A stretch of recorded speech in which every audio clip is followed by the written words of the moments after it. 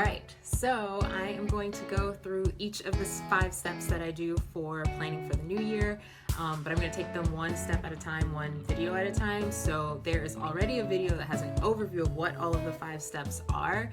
So if you haven't seen that already, pause, go look at that first. And then today is just focusing on step 1, which is to celebrate all of the things, all of the accomplishments and wins that you've had from the previous year or the year that you're coming out of. Before jumping into goal setting for the new year, I think it's really important to go back and look at the wins and look at the things that you can celebrate from the previous year. Otherwise, New Year's planning becomes this way of escaping the previous year. And it starts to create a narrative around dissatisfaction and unhappiness, and that's what you just start to believe about yourself and about your life. If you don't pause and look back and find all of the things, big or small, that you have to be proud of, and where you can see growth happening in your life. For some of us, we actually have to reprogram our brain to think and realize, like, hey, I'm actually a pretty awesome person and I've done some cool things and I'm proud of where I'm going and I'm going to build on those things, etc., versus whatever negative self-talk we have running through our mind about who we are and what our lives are and what our lives are compared to other people, etc. So I think it's just a really crucial step in the process. This came up for me after my first year in New York, the first time that I had done one of these notebooks. And I think as I was getting ready to do my next year's notebook, I was already feeling discouraged, just thinking like, oh, I haven't booked a gig yet, or I'm not a star yet. I don't know what I was hoping for, but I did go back and look at my notebook from that year, and I was able to, like, part of the exercise that I did was to go through each month and just record the things that I did do. And out of that, I realized I had been taking, regular classes at Broadway Dance Center, which to me is a very intimidating dance center in the middle of New York City. So just showing up for class every week was an accomplishment. And I had started taking voice lessons and group voice lesson classes where performance classes where you'd stand up in front of a room full of essentially strangers each week and have to sing by yourself. And I had never sung by myself before. So that was an accomplishment. And I did go on some auditions. I performed in several fully staged musicals. I also performed in some open mics. So again, singing in front of, now a whole large room full of people. I also was going to Broadway shows, which I count as accomplishments as well, because yes, I just love Broadway shows, but I also was putting myself in the space where I was learning and researching and, making sure that I was continuing to be a part of, or having that work be a part of my life.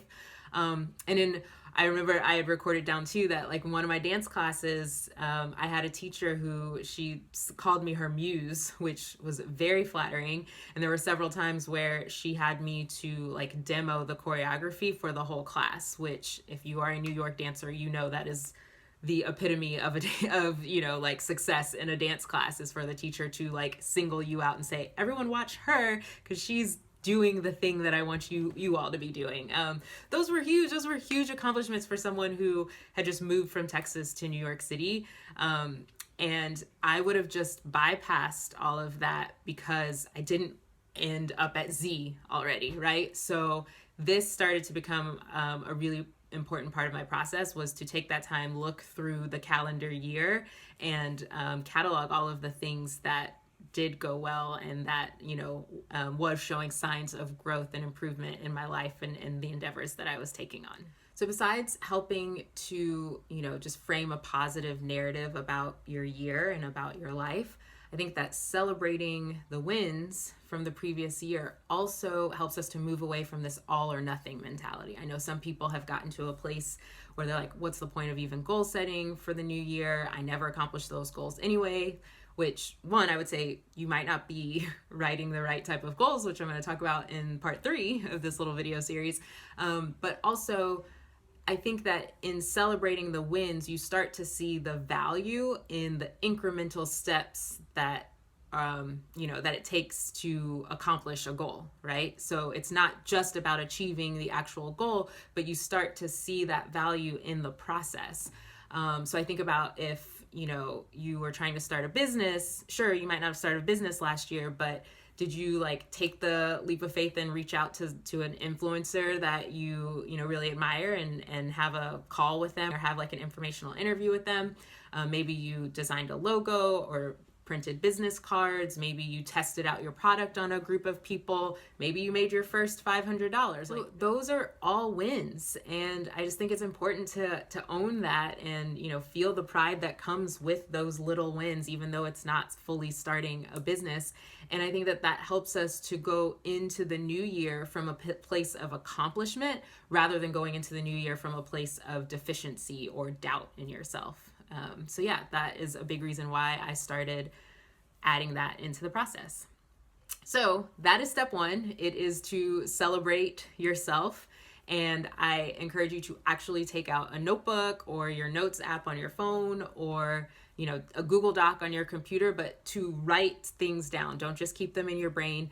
One, I think it makes it more real when you actually can see it. And two, it's cool to be able to go back and look at all of these from previous years if this is something that you start to do from year to year. And I, you know, like I said, I have all of my different notebooks and whatnot where I keep doing this.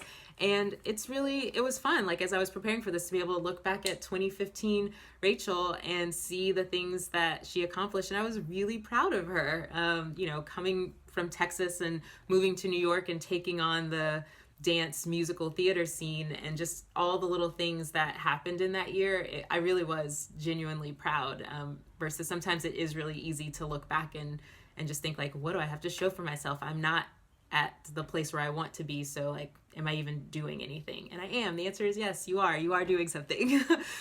So yeah, I find this part really important. And I would also say, you know, when you're making your list, you should aim, you know, to have at least 20 things, potentially many, many more, but anything counts. So it doesn't just have to be things about your goals and your goal setting and accomplishments. I looked at my 2019 notebook, and let me see if I can pull this up. So yeah, I looked at my 2019 notebook, and I had things like my family trip to Hawaii. My friend had her bachelorette weekend in New Orleans, and so going to that and being able to spend time with them in a, you know, different and fun city, and it wasn't because that wasn't like a goal or accomplishment, but it was something that brought me joy in that year. And, you know, yes, spending time with friends and traveling more, that is something that I wanted more of in my life. So it was important for me to acknowledge that win from the previous year. I also had met Elaine Welteroth at Afropunk, just a complete random thing, but it was just an exciting thing that happened to me in that year. I had started taking classes at Orange Theory Fitness. So again, just the fact that I started taking those classes there, they were cool classes. I really liked them.